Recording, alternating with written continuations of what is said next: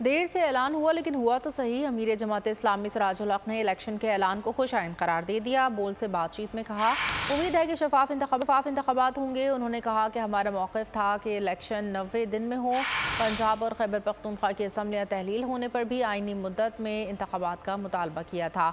नून league के रहनुमा एहसान इकबाल ने कहा हल्काबंदियाँ ज़रूरी थी, इलेक्शन के ऐलान का खैर मक़दम करते हैं। रहनुमा MQM अमीनुल हक ने भी इलेक्शन कमीशन के ऐलान का खैर मक़दम किया। हम समझते हैं कि देर या दुरुस्त आयत 90 दिन में इलेक्शन होना चाहिए था।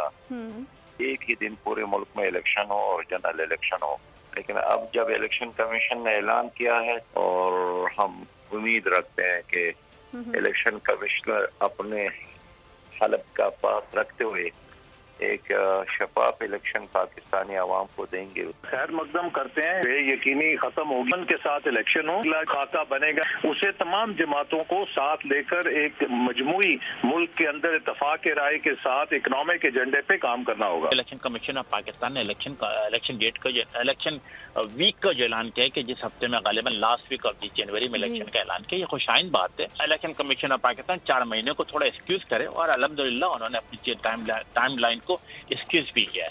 तलबा है कि एक आज़ादाना, मुनसिफाना, शफाफ इंतखाबात को यकीनी बनाया जाए थ्रू प्रॉपर डिलिमिटेशन।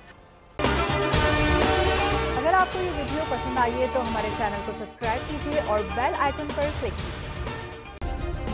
सब्सक्राइब करें और बेल दबाएं ताकि कोई खबर रह न जाए।